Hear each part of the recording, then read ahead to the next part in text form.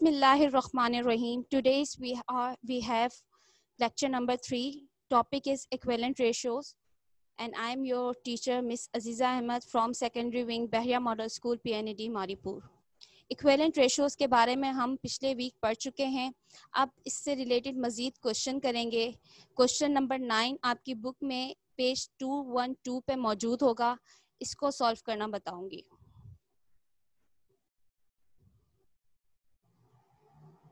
Today I am going to solve question number 9 from exercise 9A, which is in page number 212. So let's solve first question. We have here A part. One of is in mixed number and the other one is in whole number. As you can see, the units are not same as well. Units भी इसके same नहीं है. Today I am going from exercise here A part. One of is in mixed number and the other one is in whole number. As you can see, the unit are not same as well. Units भी इसके same नहीं है. तो हम without same unit ratio को simplify नहीं कर सकते हैं. तो सबसे पहले हम केजी को ग्राम में कन्वर्ट करते हैं. 1 kg equal to 1000 grams. But सबसे पहले इस मिक्स नंबर को कन्वर्ट करेंगे फ्रैक्शन, प्रॉपर फ्रैक्शन में. मिक्स नंबर को कन्वर्ट करने के लिए आपको ये करना होता है कि 4 को 5 से मल्टीप्लाई करेंगे. ठीक है, जो आंसर आएगा उसमें 1 को प्लस कर देंगे. 4 5 से 20, 20 प्लस 1 21. जब इन दोनों को डिवाइड करेंगे तो आपके पास आंसर आएगा 4.2. देखें, 5 4 20, रिमेनिंग 1 पॉइंट लगाकर आपने 0 ले लिया. 5 2 10.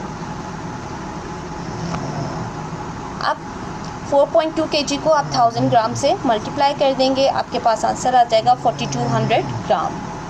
अब आपके पास दोनों यूनिट सेम हो गए. अब आप सिंप्लीफाई कर सकते हैं. There is no need to write units while you are simplifying your ratio.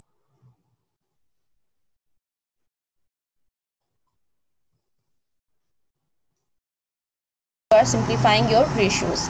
2 से कट करेंगे. 2 2 4, 2 1 2, 000 एज इट इज़ नीचे आ जाएंगे. 2 3 6, 2 1 2, 1 में से 3 निकालें, 0 के साथ 1 आ जाएगा. 2 5 10. अब आप इसे करेंगे सिंप्लीफाई 3 से. 3 7 21, क्योंकि ये 2 से हो नहीं सकता. ठीक है, इस वजह से हम 3 पे मूव कर रहे हैं.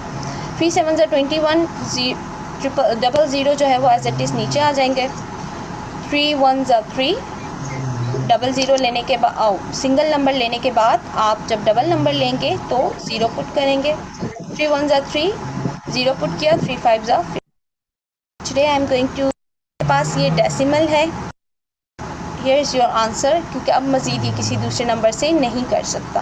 3 से भी नहीं कटेगा और यही आपका आंसर हो जाएगा.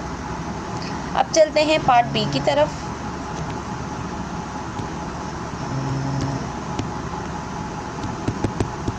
Part B 0.75:3, 0.75:3 whole number 5/60.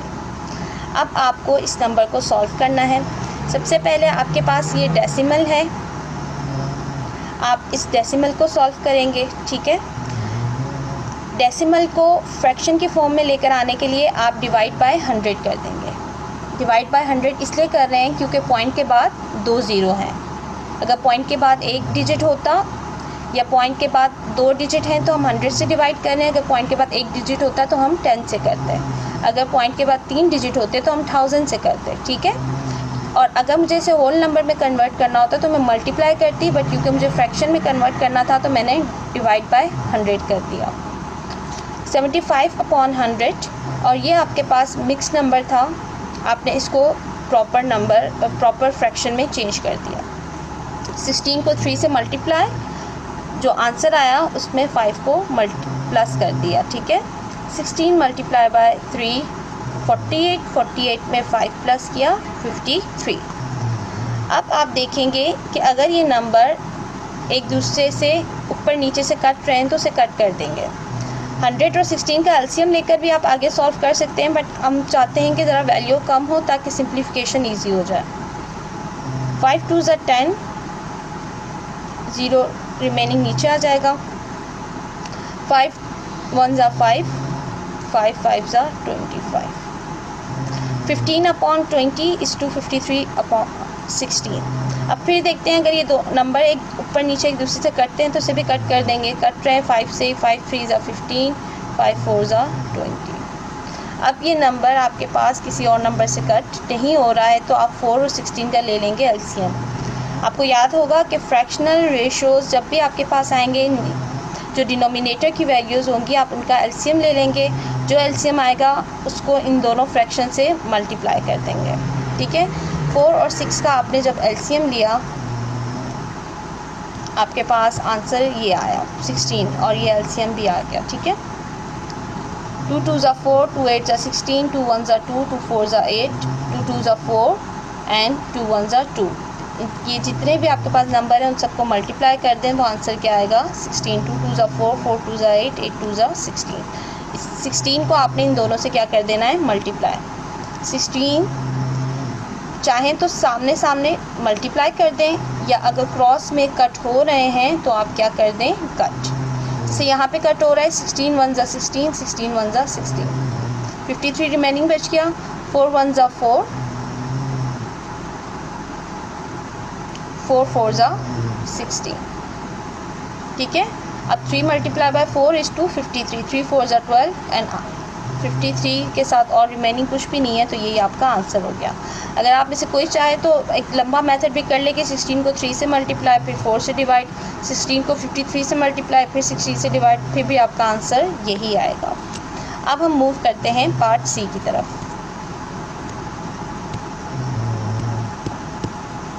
Part सी में आपके पास डेसिमल नंबर हैं, किलोग्राम्स हैं और ग्राम है। तो जो आपके पास ग्राम केजी हैं उसे आप कन्वर्ट कर दें ग्राम में। ओके, 0.6 केजी को कन्वर्ट करेंगे ग्राम में तो 600 ग्राम बनेगा, क्योंकि 1 केजी इक्वल टू 1000 ग्राम। 1000 को 0.6 से मल्टीप्लाई कर दिया, आंसर आ जाएगा। फिर आपके पास 3/4 है, आपने इसे चेंज किया, इसे डिवाइड किया, आंसर आया 0.75 और 0.75 को जब आपने 1000 से मल्टीप्लाई किया तो आंसर आ गया 750 ग्राम। मैं आपको डिवाइड करके दिखाती हूँ। 4 के टेबल में 3 नहीं आता, 0 और पॉइंट लगाकर आप कैलकुलेशन को स्टार्ट करेंगे। 4 का टेबल कहाँ तक पढ़ेंगे, 30 के नियर आए, ज़रा पढ़ के देखें।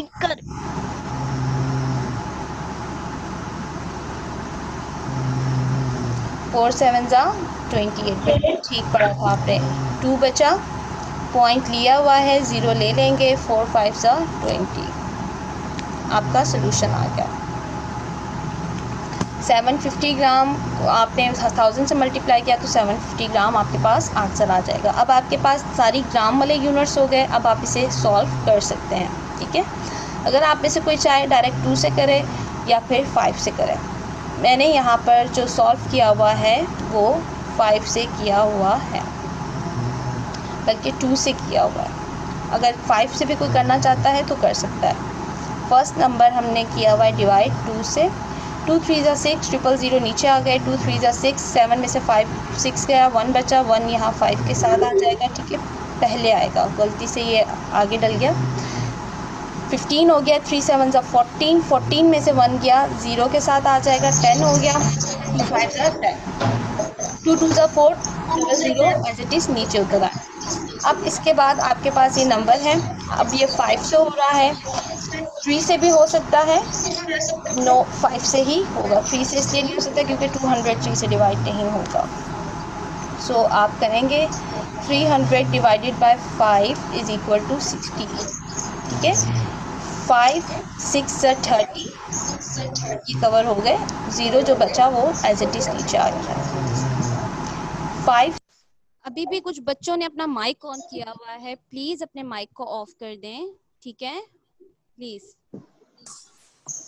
7 से 35, 37 में से 5 निकालें, आगे कैरी चला जाएगा 55, और 37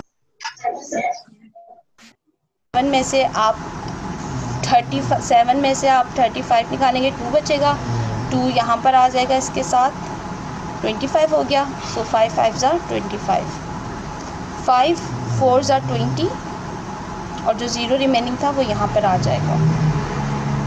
अभी ये 5 से ही नंबर कट रहा है। 5 1 ज़ा 5, 5 2 ज़ा 10, ठीक है। 5 1 ज़ा 5, 5 2 5 25 था, 5 5 ज़ा 25, 5 8 ज़ा 40। अब ये नंबर किसी दूसरे नंबर से नहीं कट रहे तीनों एक साथ, तो यही आपका आंसर हो जाएगा।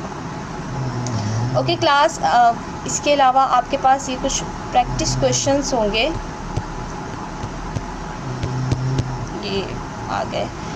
आप चाहें तो इस टॉपिक पे ग्रिप हासिल करने के लिए इन क्वेश्चन को सॉल्व कर सकते हैं, ठीक है। 32 is to 48, 24 centimeter is to 46 centimeter, 0.5 kg is to 650 gram. So thank you so much for listening me. Allah Hafiz.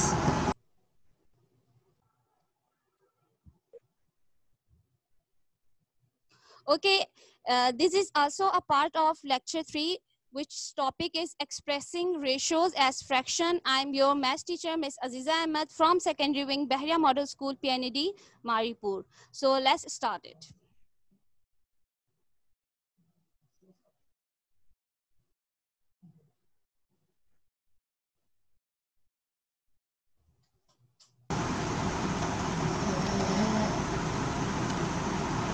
Before starting this topic, let me tell you a story.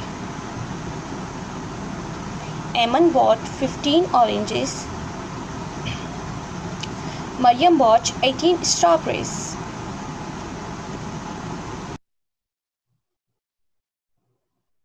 Wajiha please आप अपने mic को ठीक कर लें या net को ठीक कर लें।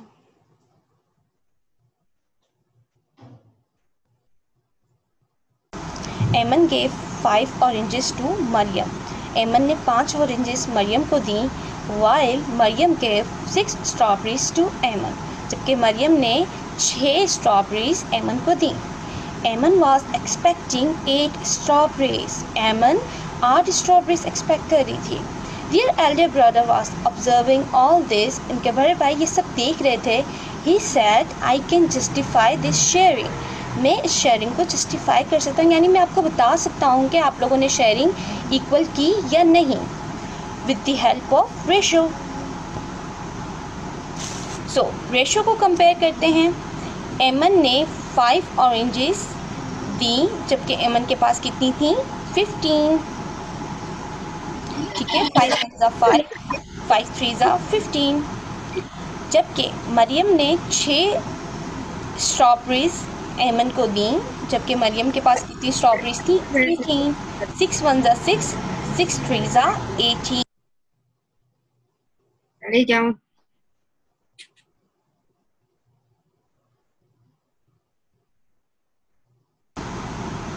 सो एज यू कैन सी कि इनके रेशो इक्वल हैं, इट्स मीन शेयरिंग जस्टिफाइड है। इन दोनों के रेशोज़ क्या हैं? 1:3, 1:3। सो क्लास, अब जब भी कभी आपको इक्वल का निशान किसी रेशो में नज़र आए तो आप ये बात समझ जाइएगा कि जो दोनों साइड की वैल्यूज़ हैं, जब उनको सिंप्लीफाई करेंगे तो उसका रेशो सेम होगा, सेम नंबर्स आएंगे, ठीक है। जैसे 5:15 इक्वल 6:18 को आप मज़ीद सिंप्लीफाई करें तो इन दोनों का आंसर सेम आएगा। जब आप ये इक्वल का निशान देखें तो आप ये समझ जाएं कि दोनों साइड की वैल्यूज़ सेम होंगी, ठीक है।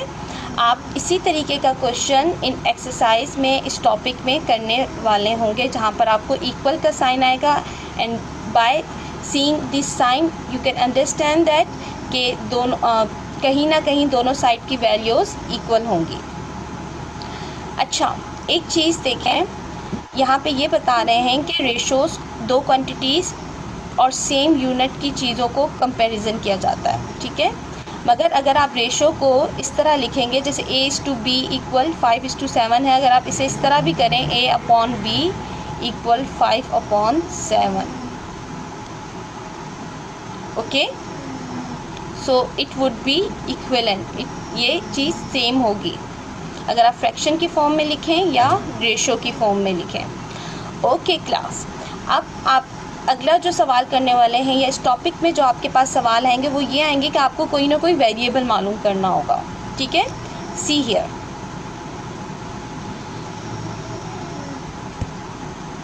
Practice now 3 page number 208।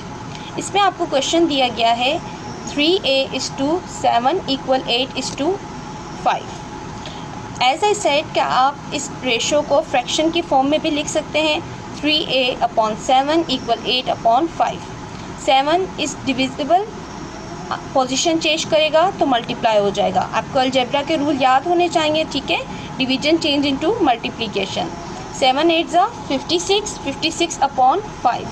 Okay class, अब 3a में 3 के साथ a मल्टीप्लाई हो रहा है तो यहाँ के क्या हो जाएगा, डिवाइड हो जाएगा। आपको पता है कि जब फ्रैक्शन के साथ होल नंबर हो तो उसके नीचे 1 होता है, ठीक है। अब डिवीजन को जब आप मल्टीप्लिकेशन में चेंज करेंगे तो पोजीशन चेंज होगी, 1/3 हो जाएगा, सही। 56 1 56, सामने सामने मल्टीप्लाई कर दें, 5 3 15, 56/15 आ गया। अब इसको आप करें डिवाइड, 15 3 45, 6 में से 5 निकाला 1, 5 में से 4 निकाला 1। अगर आप चाहें मज़ीद करें और पॉइंट पे आंसर ले आएँ, बट हम मिक्स नंबर में ले आते हैं, ठीक है। सो ये आपका हो जाएगा आंसर।